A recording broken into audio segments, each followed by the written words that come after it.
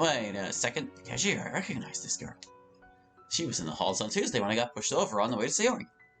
She must have come here saying words and things. Hold on a second. I desperately hope she doesn't recognize. Hey, you, I know you. You're that kid from the hall I saw the other day. Fuck.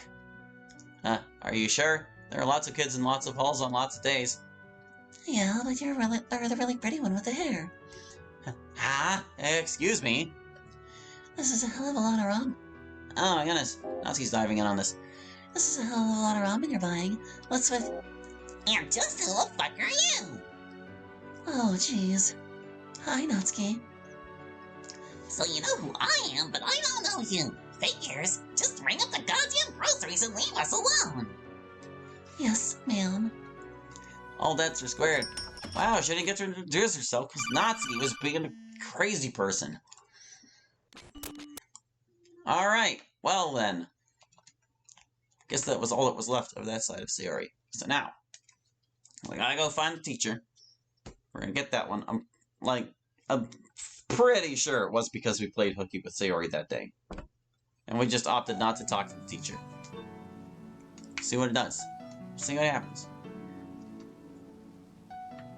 There have been lots of splash screen messages you haven't seen because I just didn't let them play. Can I load from any point past the intro?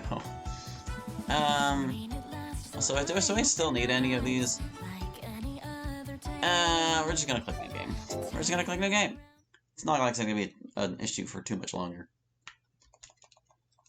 Here it comes. Chapter 1 text that makes you stare at it for like way too long. It's gotta be at least like 10 seconds, right? You hear me mashing? I'm sure you do. My controller isn't that loud, but it is like right in front of the microphone and all that. And by that I mean it's in a position where the microphone is likely to pick it up. Because I'm in a position where the microphone is likely to pick me up. We don't need to worry about Natsuki on this one. We can just let her be.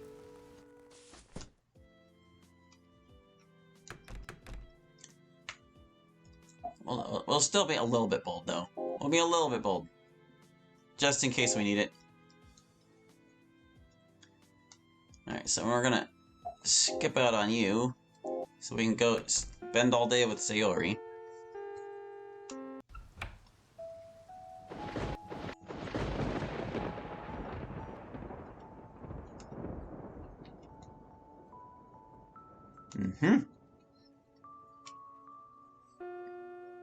We're gonna stay with Sayori.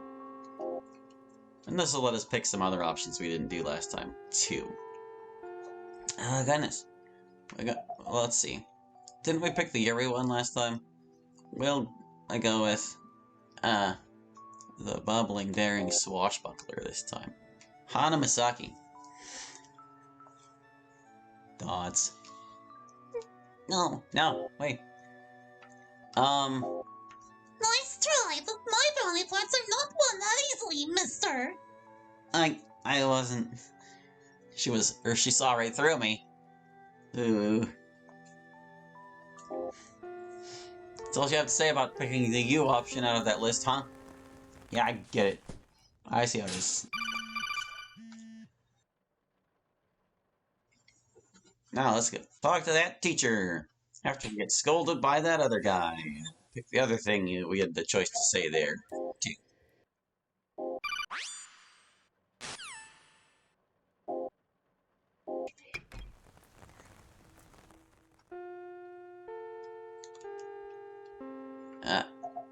Oh yeah, I guess we can do this too. I was goofing off. I was at the arcade. Any further attempt at an excuse dies on my throat as Katsutoshi raises an eyebrow. Oh man, it was probably only by chance that we happened to cross it twice in this recording session. But you know, it's good practice to avoid specific phrases like this and repeating them. Because, my goodness, one of my only problems with, like, the purist route of Monica was that they used that phrase at least 4 times. Is that so? Unable to form any more words, I just nod slowly, my mouth rapidly drying up from the added stress of lying to an authority figure. Said authority figure sighs, crosses his arms, and leans back in his chair. Look, Hallie, I'm going to talk straight with you, even if you won't lend me the same courtesy. My heart rate accelerates even further when Katsutoshi calls out my obvious lie, causing faintness to begin taking hold of my head. This school, and Japan as a whole, is full of people who don't give a single care about you or anyone like you. It doesn't matter how excellent you are academically, it doesn't matter your situation, or your mental health, or your achievements. In fact, you're probably better off without any. That's just the way things are in this country, maybe even outside of it too. I've never traveled anywhere beyond Japan. Out of sight, out of mind, that is the way us grown-ups prefer you to be. Keep your head down until you're old enough to work, then go to work. And continue keeping your head down, in case that wasn't apparent. Wow! I guess all this talk about the machine of Japanese industry wasn't merely cynical humor. The point is, I'm trying to be better than that. I'm trying to be a vice principal who listens to and cares about his students. In the future, you're going to meet a lot of grown-ups to whom it's a good idea to lie, your own peers as well, but especially your seniors. But I'm not one of them. Is that understood? Again, I nod, once more looking up at Katsutoshi-sensei and putting on my best disarming smile. I'm sorry, Katsutoshi-sensei. It won't happen again. Katsutoshi sighs before bringing his arms to rest at his sides and crossing his legs. Fine. Fine. Apology accepted, but this is the one and only time you're being let off with just a warning. Now go. I believe I've held you up long enough. Yes, Katsutoshi-sensei. Thank you, sensei.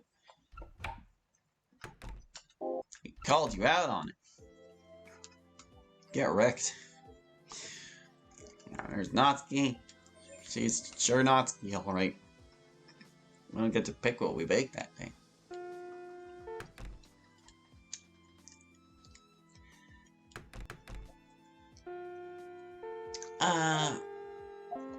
Can't we skip out on her? No, we can't skip out on her. Don't ask me why I thought we could.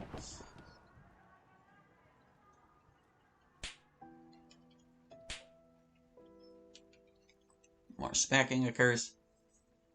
Were there any of these we didn't just say? Yeah, we already covered them all.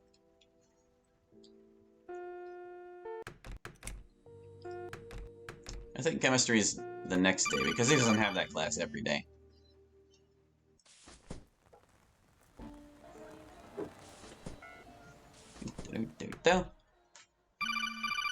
I wonder if we'll end up at the cafe and able to pick the third of those drink options we didn't take yet. This doesn't really matter, Sayori. I'm just advancing the plot. Yeah, just go.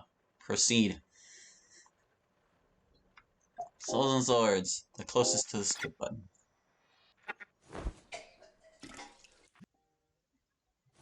Okay.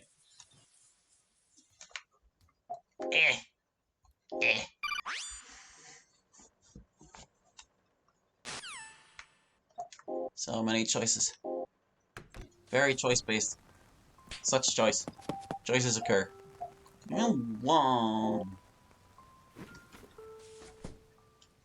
But yeah, we're gonna only see Yuri that one time with the library, and we're gonna tell off Natsuki so we're not on her route, and then we're just gonna see all the OCs and never visit any other Doki ever again, and we're gonna hope that produces a unique result. That's what we're gonna do. Can I pick someone else? I'm gonna spend it with Kusei. I did tell myself at some point I'd make it up to Kusei for brushing off that one time. Problem is I have no idea how to contact him. Should have asked for his number or something so he could convene later instead of just quivering in my seat like a useless child. With no other ideas, I rise from my seat to exit the classroom. Maybe I'll run into him at the cafeteria.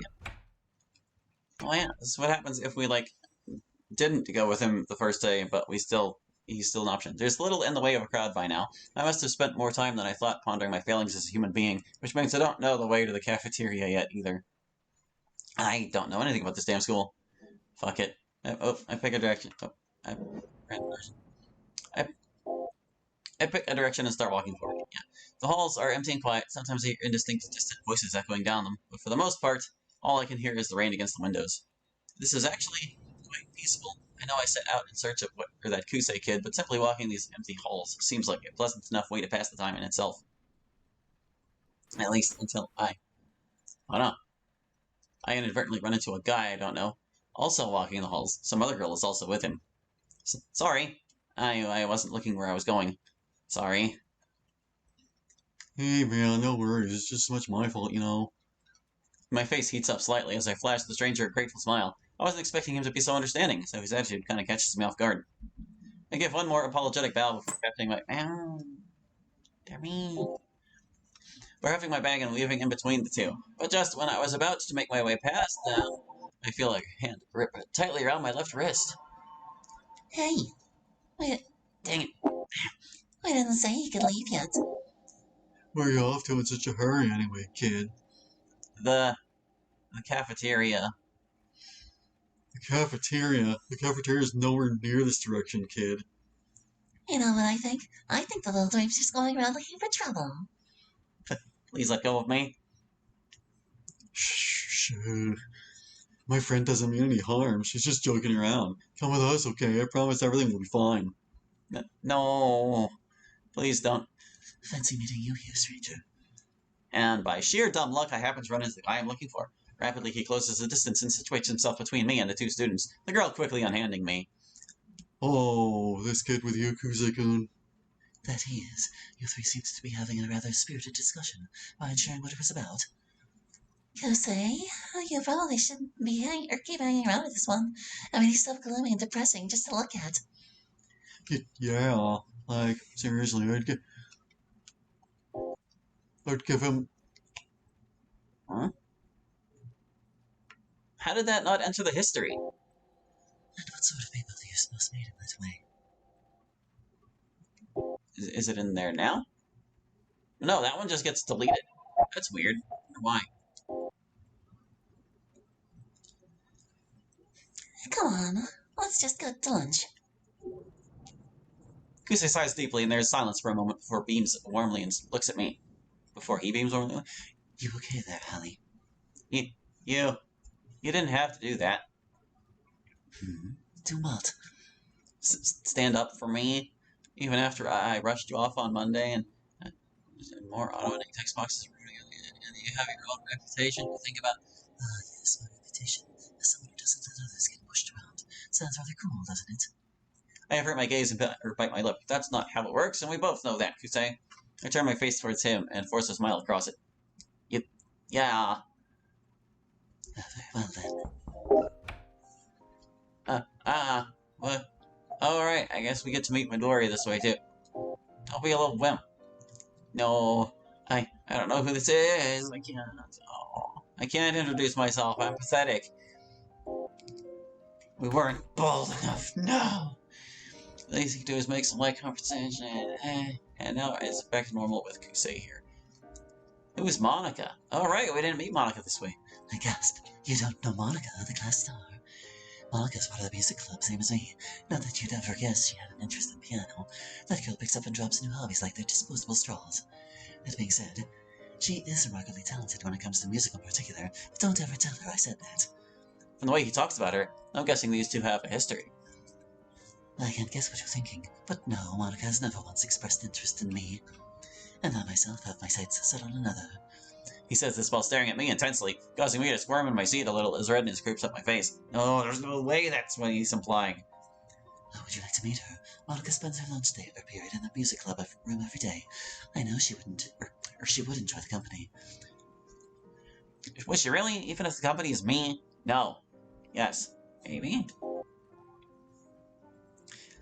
Even though I brushed you off during your initial invitation to lunch, you were willing to drop whatever plans you had and spend time with me instead.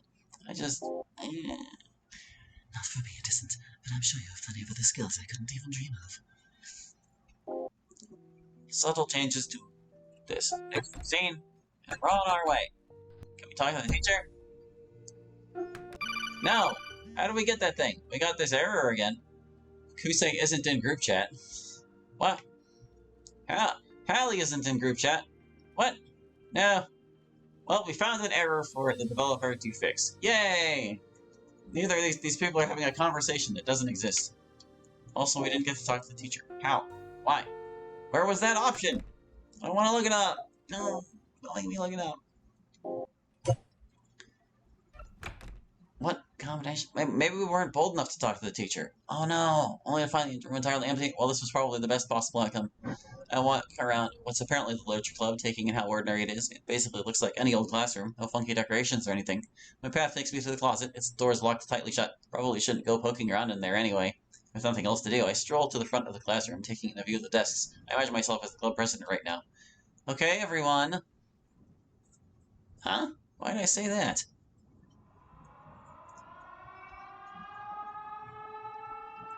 Oh.